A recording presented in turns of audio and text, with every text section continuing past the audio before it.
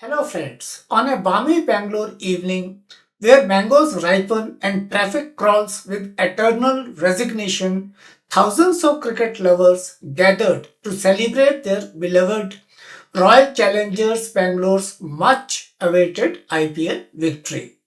What could have been a euphoric carnival turned tragically into a stampede, and not the metaphorical kind seen on ticketing websites. Real feet, real panic, real lives lost. But don't worry, dear fanatics, the good news is RCB finally won. Some might call it a tragedy, others a national shame. But in the grand scheme of our collective cricketing hysteria, it's just another unfortunate incident, soon to be drowned by the cacophony of sixes, selfies, and sponsor logos. Cricket, let us remember, was once the Britons' way of spending a leisurely afternoon in starched whites, sipping warm beer and overcast skies while debating empire and etiquette. It was a pastime of the gentry, a chance to avoid real work while pretending to engage in noble competition. Fast forward 2 centuries, and their former colonies, especially India, have elevated this genteel pastime into a hyper capitalist circus where leather balls and English willow generate revenue greater than many GDPs. A game designed to make you late for dinner now keeps millions up past midnight, addicted to scoreboards and fantasy league updates. The colonizers are long gone, but their bat-shaped baton has been picked up with ferocious devotion. We have taken the empire's leisure, polished it with patriotism, and turned it into our collective obsession. One of the finest myths sold to us, along with railways and bureaucracy, was that cricket bred character. Cricket, they said, molded the British into empire builders, gallant men of discipline, strategy, and stiff upper lips. This charming lie took root in colonial soil and flourished after independence. Suddenly, every Indian boy with a bat in hand was not just playing a game, he was participating in the grand post-colonial dream. A chance to beat the English at their own game, preferably at the Lords. But alas, the dream has turned into a meme. Instead of building nations, we now build stadium-sized egos. Instead of nurturing discipline, we now nurture brand endorsements.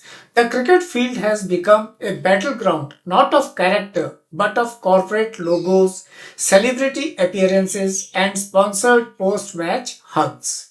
And nationalism? That's so passe. Now it is about Namba Bengaluru versus Amchi Mumbai or Chennai Super Best versus Sada Punjab. Regionalism rules the roost while nationalism watches from the dugout, chewing soft Zuban Kesi or whatever it is they chew. In India, cricket is not a game, it is a religion. That's what everybody says nowadays. And cricketers, living deities, they don't walk, they glide, preferably through VIP entrances. The gods of Olympus rode chariots. Our ride on ads for hair oil, mutual funds, and gutka free chewing gum. Their batting averages are debated with the seriousness of constitutional amendments. Their hairstyles make headlines. Their toe injuries are national crisis. And look who is marrying whom. While mere mortals swipe left, our cricketers swipe right into the hearts of Bollywood's leading ladies. For some actresses, it seems the only upgrade from a star is a centurion. If power couples were cricket teams, India would be 10 wickets up before lunch. Naturally, money follows. The BCCI, once a humble cricket board, now commands more political clout than half the cabinet. Franchises are mini empires. complete with their own armies of PR managers, astrologers, nutritionists, and fan influencers. Stadiums are temples and tickets are priced just a little below your monthly salary, all in the service of watching millionaires toss coins and chew gum. And what of the politicians, those wily wizards of populism? Oh, they know a good thing when they see it. The cricket field has become the new parliament where real power is wielded, albeit with bats, not bills. From stadium inaugurations to impromptu dressing room sermons, politicians are always just one selfie away from trending. Some have turned cricket administration into their private playground, while others have ensured that contracts, tenders, and team selections mysteriously align with their campaign donations. The line between cricketing glory and political gain is now as thin and blurred as the third umpire's camera angle. Back to Bangalore.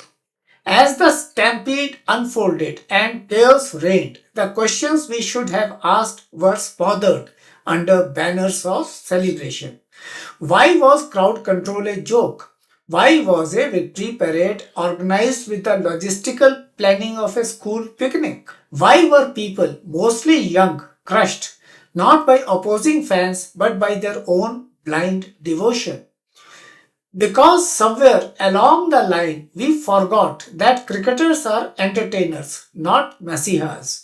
They play, we watch. That's the transaction. But in India, we pay with more than money. We pay with our attention, our adoration, our blood and bones if needed. And that's what happened in Bangalore. Dear fan, the time has come to reconsider your place in this hierarchy of hysteria.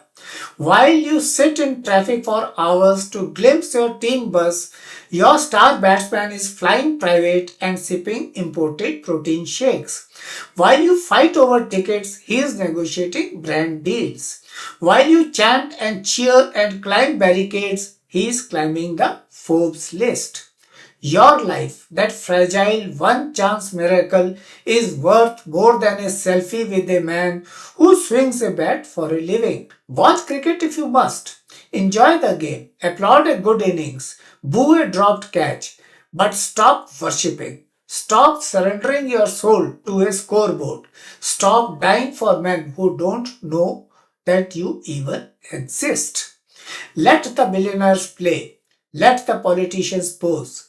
Let the brands bombard, but let the fans live with dignity, with perspective, and with the knowledge that no sport, however thrilling, is worth a life lost in the name of support.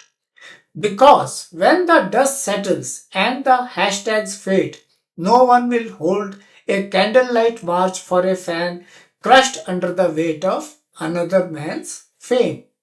Cricket may have once built empires, but today it breaks crowds and, of course, their lives.